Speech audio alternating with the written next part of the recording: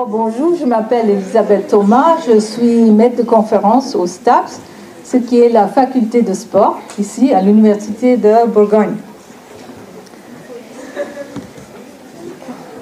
Donc, ma présentation s'intitule tout simplement Maths et sport. Donc, je vous présente d'abord cette image, pour représenter un peu peut-être vos questions pour le moment. Vous vous demandez peut-être, mais c'est quoi le lien entre le maths et le sport? Est-ce que c'est vraiment possible, le lien entre ces deux?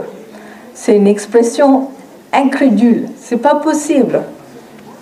À gauche, on a ce qui est le sport, l'effort, l'intensité, la vitesse, la transpiration, la compétition. À droite, tout ce qui est beaucoup plus calme, les tableaux, les équations, les formules. Il y a vraiment un lien entre ces deux. Donc, j'espère aujourd'hui que je vais vous montrer qu'il existe et que c'est en fait très important. Donc, on a ici, à l'Université de Bourgogne, la faculté de sport. On a deux laboratoires très importants à l'intérieur du STAPS. D'abord, c'est l'INSERM, dont l'INSERM s'occupe surtout avec les aspects fondamentaux de mouvement, c'est-à-dire comprendre le mouvement pour rien que la beauté de ces mouvements. On s'occupe aussi des aspects de santé, donc quand il y a des problèmes, des gens qui ont des problèmes neuromusculaires, on essaie de comprendre pourquoi et de proposer des solutions. Et après, à droite, on a le Centre d'expertise de la performance, le CEP, qui est un laboratoire qui travaille avec les athlètes de haut niveau. Donc, le CEP a déjà accueilli les équipes de très haut niveau, l'équipe de tennis pour le tournoi de Coupe de Davis, l'équipe de football de Marseille. Donc, on a toutes ces deux équipes à l'intérieur de la faculté de STAPS. Ce que je vais essayer d'expliquer ici, c'est qu'on est très pluridisciplinaire. C'est-à-dire, on doit comprendre non seulement la physiologie, les muscles, le système nerveux, mais avec tout ceci, en fait, pour comprendre comment le corps crée les mouvements, on a besoin d'utiliser le physique et le maths. D'abord, la quantification. La quantification est vraiment au cœur de tous nos efforts. Pourquoi? Quand on fait quelque chose, on propose un certain type d'entraînement, on propose des solutions pour améliorer des mouvements, on doit toujours quantifier d'abord l'effet de notre intervention. Pour comprendre le mouvement, on doit observer les mouvements, on doit quantifier ces mouvements. Donc, quelques exemples. D'abord, le VO2 max. Donc, il y a plusieurs chercheurs entre nous qui calculent le VO2 max. C'est quoi le VO2 max? Le VO2 max, c'est en fait le débit maximum d'oxygène consommé lors d'un effort. Ok, donc pour faire les mouvements, le corps a besoin de générer l'énergie. Et ceci est fait en utilisant l'oxygène. Donc, en fait, quand on améliore la performance d'un athlète, une athlète, ce qu'on fait, on améliore la capacité de ces athlètes pour utiliser l'oxygène. Donc, on a des méthodes directes et indirectes pour mesurer ces capacités. Une méthode directe, c'est ce que vous voyez ici. Donc, on fait les mesures avant l'entraînement. On mesure la quantité d'oxygène consommée par cet athlète. Et après, on propose une intervention.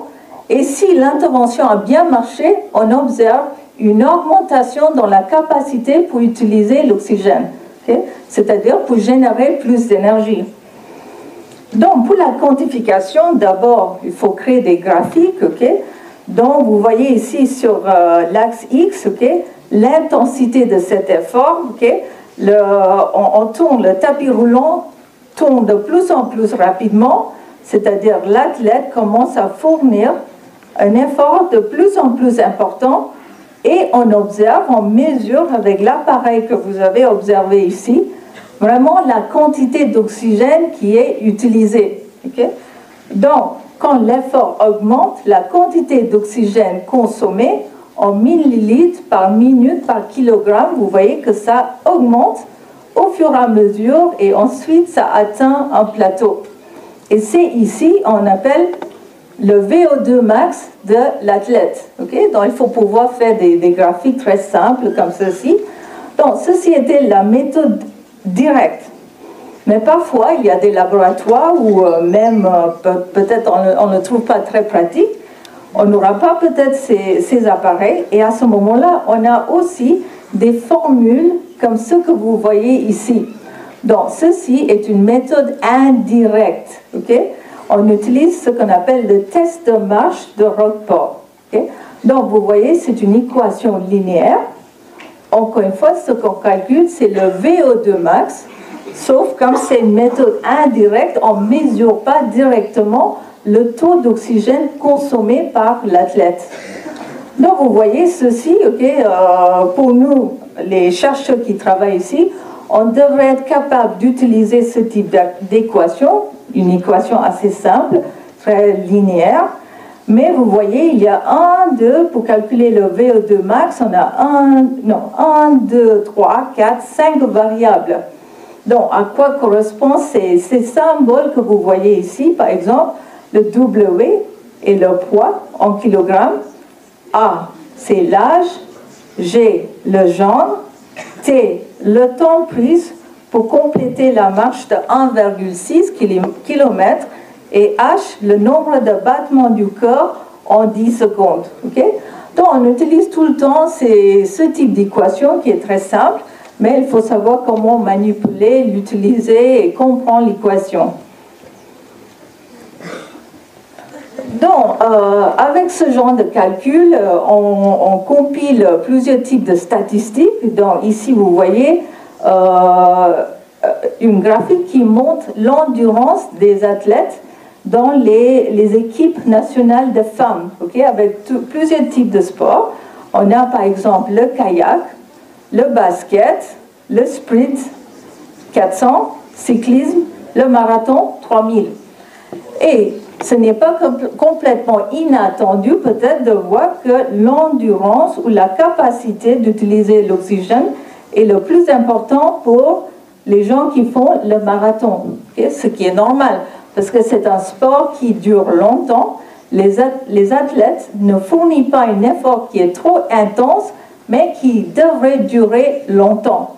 Donc, ces athlètes devraient avoir une capacité de bien utiliser l'oxygène. Donc, on les fait marcher, okay, avec ce type de test, on fait ce genre de calcul, et ensuite, on fait des moyennes pour toutes les femmes dans l'équipe. Okay? Donc, juste pour vous montrer que la quantification, l'utilisation des équations, la création des graphiques est vraiment au cœur de tous nos efforts. Et ce qu'on fait, ce serait de voir l'endurance avant l'entraînement et ensuite l'endurance après l'entraînement. Ou quand je dis l'endurance, je veux dire en fait le VO2 max. D'autres exemples de comment on utilise les mathématiques en sport. Je vais maintenant parler de la cinématique et la trigonométrie. Donc, quand je parle de la cinématique, okay, donc j'ai parlé tout à l'heure de l'énergie. Donc, le corps utilise l'oxygène, crée l'énergie pour faire les mouvements.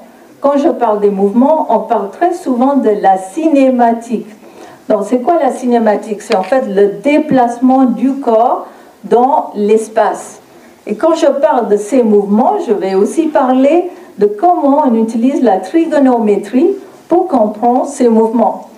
Donc, encore une fois, vous êtes peut-être étonné pour voir la trigonométrie, ce que vous avez vu peut-être au collège, et vous l'utilisez juste pour avoir une bonne note, et vous croyez que peut-être vous avez tout laissé derrière vous.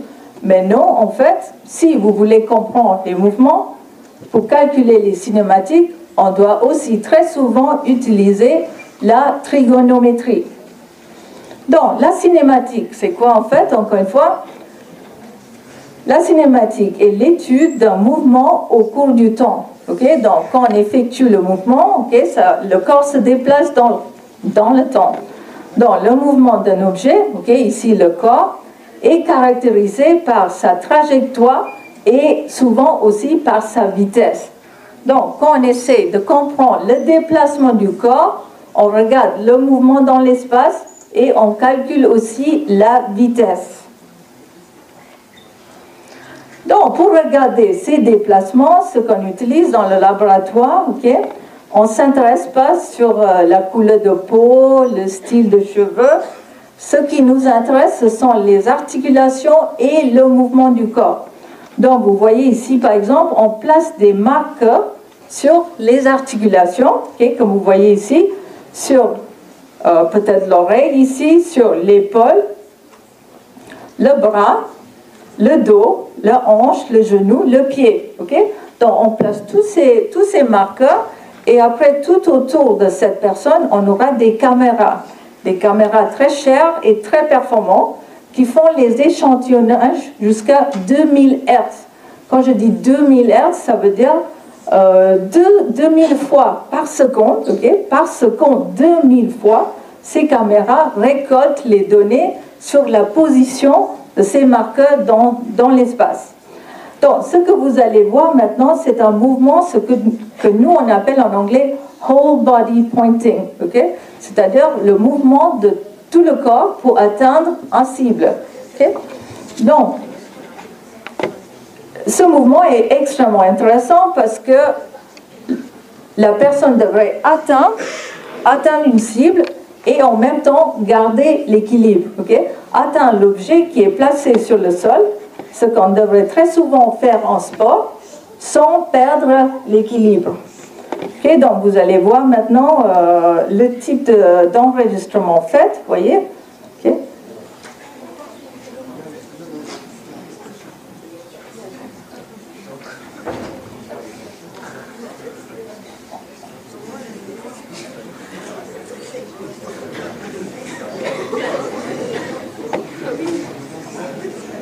Ok, donc on enregistre maintenant tous ces déplacements, okay, comme j'ai dit, 2000 fois par seconde, pour observer, pour étudier ces mouvements. Et toutes ces caméras sont aussi liées aux ordinateurs. Donc ça veut dire qu'il faut savoir non seulement comment utiliser des équations, mais aussi comment utiliser des ordinateurs pour manipuler ces chiffres. Okay? Donc nous, on doit parfois écrire des logiciels pour faire des petits algorithmes qui manipulent les chiffres. Donc, la cinématique, okay, qu'est-ce qu'on regarde? Comment est-ce qu'on calcule maintenant ces déplacements dans l'espace? Donc, vous avez vu tout à l'heure, okay, on commence avec la position debout, on se penche un petit peu en avant, et finalement, on atteint le cible. Donc, quelles sont les variables qui nous intéressent? Ou quelles sont les variables avec lesquelles on caractérise ces mouvements, okay? Pour étudier des athlètes, pour étudier les personnes qui ont des problèmes neuromusculaires. Et on va regarder avec un peu de détail comment on utilise la trigonométrie pour caractériser la cinématique. Okay? Si on regarde maintenant juste le dos, okay? Vous avez vu tout à l'heure le dos. Quand la personne se penche en avant, okay, d'abord on a un angle important, mais qui se diminue au fur et à mesure. Donc souvent quand on parle de cinématique, en fait ce qui nous intéresse, ce sont les angles des articulations. Okay? Donc ici on va regarder l'angle du dos. Okay? Comment calculer cet angle? À partir de les coordonnées X, Y, Z de ces marqueurs. Donc, vous voyez ici, on a le dos, okay, les marqueurs pour le dos. Et ce qui nous intéresse surtout, ce sont les coordonnées X et Y. Pourquoi pas le Z? C'est parce que ces mouvements sont souvent dans le plan sagittal, okay? Comme ceci. Juste. Okay, donc, il n'y a pas trop de déplacement dans l'axe Z. Okay, donc, on élimine à ce moment-là l'axe Z. Et on regarde, on se concentre sur l'axe X et Y. Donc, on s'intéresse à cet angle. comment le calculer à partir des coordonnées X et Y de ces marqueurs. Okay? Donc, on va maintenant voir la trigonométrie. Donc, ce qu'on a besoin, c'est en fait, pour calculer, on ne va pas pouvoir le faire tout de suite, okay, en une seule étape. Donc, il faut d'abord faire deux étapes. Okay? Donc, ce qu'on va faire d'abord, c'est calculer l'angle alpha ici. Okay? Dans un premier temps, on va regarder alpha ici. Donc, pour calculer alpha, en fait, on a besoin de x ici et y. Okay? Donc, on peut calculer x1 okay, à partir de ces deux marqueurs et on peut aussi calculer y à partir des coordonnées y de ces deux marqueurs. Et l'angle alpha, c'est en fait l'arc tangent de y1 divisé par x1. Donc, on a calculé alpha, mais ça ne nous donne pas encore l'angle complet du dos. Donc, on a besoin toujours de cette partie. Encore une fois, on a besoin de ces deux aspects, x2 et y2. Et à partir de ces deux mesures, on obtient θ. Donc, maintenant, on a tout ce qu'il faut pour cet angle de dos. Et l'angle de dos, c'est en fait alpha plus θ. Okay? Donc, vous voyez comment on a utilisé la trigonométrie pour obtenir l'angle du dos qui nous donne ensuite l'information sur le mouvement.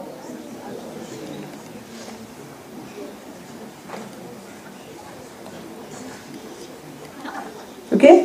Donc, ce que vous voyez, on a commencé en position debout, l'angle était important. Okay? On se penche avant, l'angle diminue, et plus on bas, ça diminue encore plus. Donc, en fait, ce qu'on a, l'angle du dos qui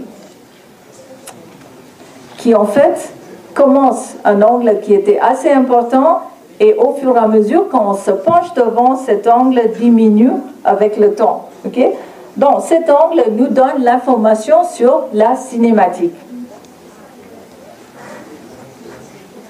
Donc, en fait, mais le corps est composé de plusieurs segments. Ce n'est pas uniquement le dos qui est intéressant. Pour faire ce mouvement, on a aussi l'épaule, le coude, la main, la hanche, le genou, le pied. Donc, en fait, on calcule tous ces angles en utilisant la trigonométrie et on finit en avoir toutes ces trajectoires pour tous les angles du corps. Okay? Donc, vous voyez ici, les mots sont en anglais. On a head, trunk, pelvis, humerus, forearm, thigh. Okay? Tous ces mots en anglais. Donc, vous voyez un autre aspect dans la recherche sur le mouvement. Il faut maîtriser les mathématiques, l'informatique, et c'est une bonne idée d'être un peu à l'aise avec l'anglais, parce que souvent on utilise les termes en anglais pour écrire les papiers et pour lire des papiers aussi.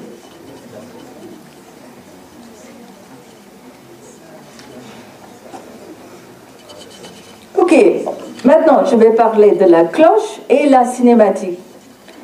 Encore une fois, vous allez peut-être vous poser la question, mais quelle est la relation entre une cloche et le déplacement du corps? Quelle est la relation entre une cloche et la cinématique? La cloche, c'est ce que vous entendez le dimanche matin de l'église. C'est ce que vous entendez quand vous êtes dans la cour de récréation. Donc, quelle est la relation entre ces deux? C'est en fait une relation concernant la vitesse. Donc, la vitesse, quand vous vous déplacez, okay, comment calculer la vitesse de vos mouvements? C'est le déplacement divisé par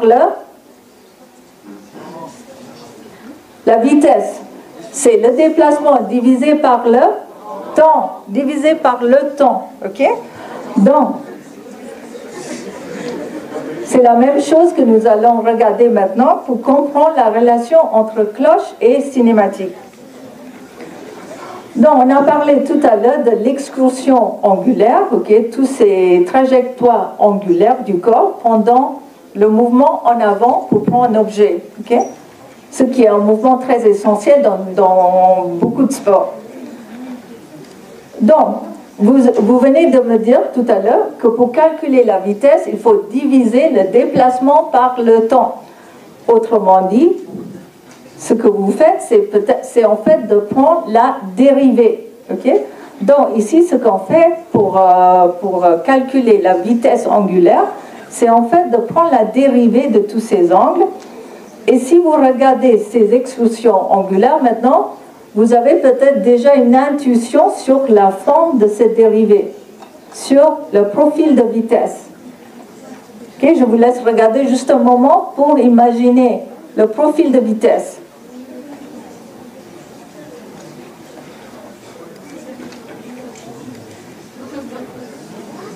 C'est en forme de cloche, ok? Ce qui est, encore une fois, pas complètement inattendu peut-être, parce qu'on commence avec une vitesse, on commence sans trop de déplacement, on va assez rapidement, on atteint le pic, et ensuite, l'angle ne change plus, ok? Donc, on a le profil de vitesse qui est en forme de cloche, ok? Donc, cette cloche est très intéressante parce que ce profil de vitesse est très répandu pour tous les mouvements. Donc, si on veut atteindre l'objet, okay, si on veut lancer le ballon, si on veut donner le coup de pied sur le ballon, pour tous ces mouvements, on a ce profil de vitesse. C'est-à-dire, on commence avec une vitesse qui est très rapide, qui est à peu près au milieu de mouvement, on atteint le pic, et on a ensuite une phase de freinage. Okay, c'est comme si ça facilite notre appréhension de cet objet.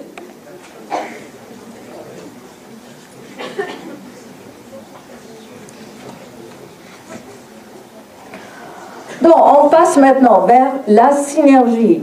Donc, encore une fois, qu'est-ce que ça veut dire la synergie et quel est le lien avec le mouvement? Donc, la synergie, quand on regarde le mot la synergie, on a l'impression, peut-être on parle d'une entreprise, peut-être, ou c'est peut-être le nom d'un logiciel. Mais non, en fait, quand on parle de la synergie, on parle de la coordination entre tous les segments du corps.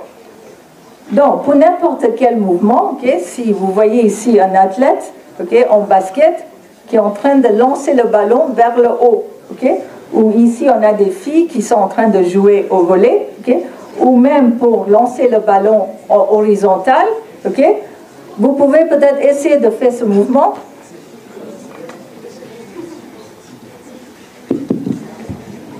Okay, donc, pour lancer n'importe quel objet, okay, il y a plusieurs façons de le faire. On pourrait d'abord bouger le bras et ensuite bouger l'avant-bras. Sinon, on pourrait d'abord bouger l'avant-bras et ensuite bouger le bras. Mais en fait, c'est pratiquement impossible d'isoler tous ces mouvements. Okay? Donc, pour tous nos mouvements, il y a plusieurs façons d'effectuer, de réaliser ces mouvements. Mais en fait, on fait tous, okay, tout le monde fait ces mouvements de à peu près la même façon. Okay? Tous les segments bougent en fait en même temps. Okay? Tous les segments bougent en même temps. Donc, encore une fois, on pourrait d'abord faire le mouvement de bras et ensuite de l'avant-bras. Okay? Mais en fait, on fait tous ces mouvements en même temps. Donc, c'est ce qu'on appelle la synergie. Okay?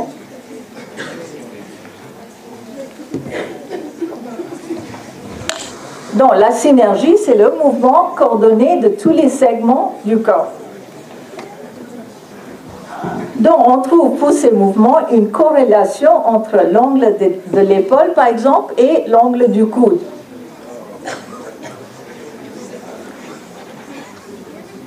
Et pour d'autres mouvements qui impliquent plutôt les membres inférieurs, on a les mêmes relations. Okay?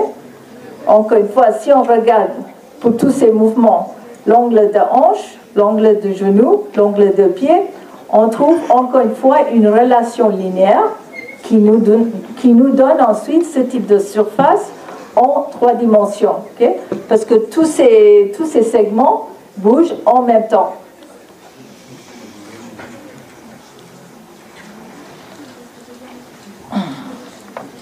Le sport et les statistiques. Okay? Donc, quelle est la relation, encore une fois, entre le sport et toutes ces montagnes de chiffres qu'on trouve en statistique. Donc, vous avez peut-être tous déjà vu ce film avec Brad Pitt, le Moneyball. Okay, donc, c'est un film où Brad Pitt joue le manager du baseball, Billy Beane. Okay, quelle équipe de baseball? C'était les Oakland A's. Okay, les Oakland A's, une équipe de baseball. Donc, à l'époque où Billy Beane était le manager du Oakland A's, l'équipe était en très mauvaise condition. L'équipe perdait beaucoup de matchs et il n'avait pas beaucoup d'argent pour engager les meilleurs joueurs de baseball. Donc, ce que vous voyez ici, en fait, Billy Beane a pris les conseils d'un statisticien pour lui expliquer, en fait, comment engager les joueurs. Donc, Paul de Podesta, okay, ici, c'est un statisticien qui explique à Billy Beane, le manager de Oakland A, comment choisir une équipe de baseball gagnante malgré les faibles moyennes de l'équipe. Okay? Donc, ce que vous voyez ici, M. de Podesta est en train d'expliquer le choix des joueurs, pas avec les vidéos où on voit comment les joueurs sont en train de jouer, mais avec un tableau de chiffres, autrement dit, les statistiques. Okay? Parce qu'en fait, les méthodes traditionnelles de choisir les joueurs étaient de regarder les nombres de ce qu'on appelle les coups de circuit frappés par les joueurs. Quand on parle de coups de circuit en baseball, c'est le nombre de fois où le joueur arrive à taper le baseball si fort que le baseball sort du terrain de baseball. Okay? Donc, les entraîneurs, traditionnellement, utilisaient ce type de technique, okay, l'instinct et ce type de chiffres pour choisir les meilleurs joueurs. Mais De Podesta a expliqué à Billy Beane, en utilisant les statistiques, qu'en fait, il ne fallait pas se fier sur l'instinct, mais il fallait regarder des centaines et des centaines de chiffres et de faire des calculs pour avoir une prédiction qui était plus fiable sur non seulement la qualité des joueurs, mais sur la valeur ajoutée pour l'équipe. Okay? Donc, surtout si on n'avait pas les moyens pour payer les joueurs les plus chers, il fallait utiliser d'autres méthodes comme la statistique pour compiler une meilleure prédiction sur la valeur ajoutée pour l'équipe. Donc ici, on a une scène où Billy Beane est en train de se disputer avec les autres entraîneurs dans l'équipe parce qu'ils ne croyaient pas dans les statistiques. Okay? Comme la première image que je vous ai montrée, ils se demandaient, mais quel est le lien entre la statistique et le jeu de baseball? Mais heureusement, Billy Beane a pris le conseil de Podesta et effectivement, en 2002, l'équipe, au lieu d'être une équipe qui perdait beaucoup de matchs, a gagné 20 matchs d'affilée, a joué des tournois, a gagné des tournois au niveau national et ils ont eu toutes ces réussites sans payer très cher pour les joueurs les plus chers, en utilisant les statistiques. Donc, je vais vous montrer un petit peu les types de statistiques, mais avant d'arriver là-bas, je dois peut-être expliquer quelques termes en baseball. Okay? Donc, ici, on a le terrain de baseball. On a deux équipes, l'équipe qui lance le ballon et l'équipe qui frappe le baseball. Okay? Donc, quand le joueur lance le ballon et le frappeur tape le ballon, la première chose à faire, ce serait d'essayer de courir vers le premier but. En baseball, on l'appelle un simple. Okay? Donc, tout le temps, les gens qui lancent devraient essayer d'empêcher le joueur qui a frappé d'arriver vers le premier but. S'il arrive vers le deuxième but, on dit qu'il a un double. S'il arrive vers le troisième but, un triple. Et finalement, s'il arrive vers le point du départ, on dit qu'il a gagné un point. Donc, pour le jeu de baseball, l'équipe qui a gagné, c'est l'équipe qui a le plus de points, okay, dans ce jeu. Donc, Le statisticien, qu'est-ce qu'il a utilisé comme mathématiques, comme statistique pour aider Billy Beane à choisir les joueurs? C'était les types de formules que vous voyez ici. Le nombre de scores ajoutés par un frappeur, par exemple, était proportionnel à l'équation que vous voyez ici. Okay? Donc, ce qui est intéressant dans cette formule, vous voyez, les variables qui sont présentes sont non seulement ce que vous voyez ici, le nombre de coups de circuit, okay? Les home runs, comme ceci, mais à l'intérieur de cette formule, on voit aussi d'autres variables comme le nombre de simples, le nombre de doubles et le nombre de triples.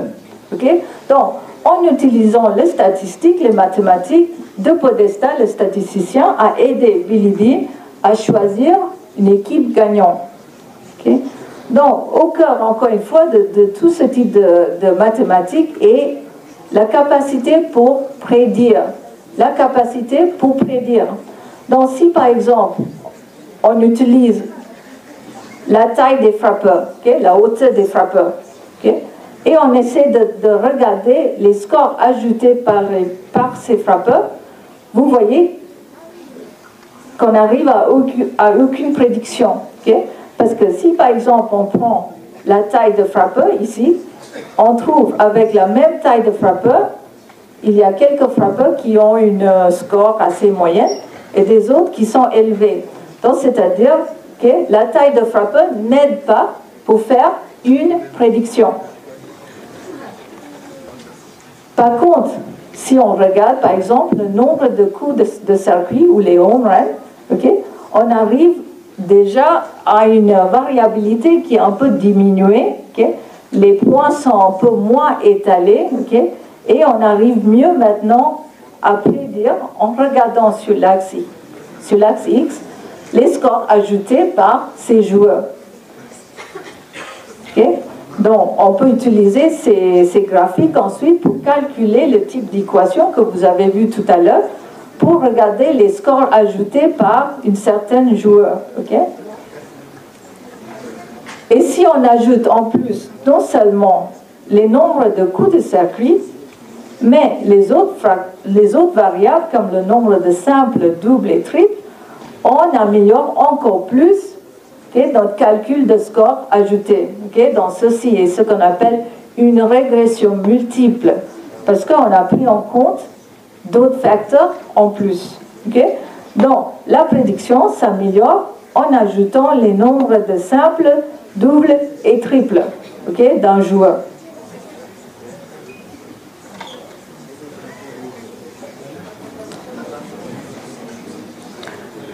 Ok, on arrive maintenant à quelque chose qui vous intéresse peut-être. Donc, quel type de carrière, okay, quelles sont les activités des étudiants qui sortent du STAPS? Donc, tout dépend sur les parcours de ces étudiants. Okay. On a un parcours qui s'appelle parcours éducation et motricité, okay, pour ces étudiants. Souvent, ils deviennent les professeurs des écoles, les enseignants à l'université par exemple, ou les éducateurs sportifs. Sinon, on a le parcours entraînement sportif. Okay. Ces étudiants travaillent comme des coachs sportifs, les entraîneurs sportifs. On a le parcours management du sport. Okay. Ces étudiants travaillent sur le côté gestion, souvent les managers, les directeurs de club. Et après, nos étudiants du laboratoire INSERM sont souvent dans le parcours activité physique adaptée et santé, c'est-à-dire essayer de comprendre comment adapter le sport pour les gens qui ont des difficultés comme les personnes âgées, les gens avec les maladies neuromusculaires, les gens handicapés. Okay? Sinon, on a aussi le parcours tourisme et loisirs sportifs, okay? Qui travaillent pour organiser des événements sportifs. Ils sont des responsables des structures pour les loisirs. On a un parcours sport et animation, parcours projet et structure artistique et culturelle, qui dans tous les deux sont plutôt pour organiser des activités culturelles, des activités de loisirs, tout autour du sport. Okay, donc j'espère que je vous ai convaincu, vous étiez peut-être un peu sceptique sur cette question. Est-ce qu'il y a vraiment un lien? Et j'espère que maintenant vous êtes ici à droite, vous avez compris que ce lien existe.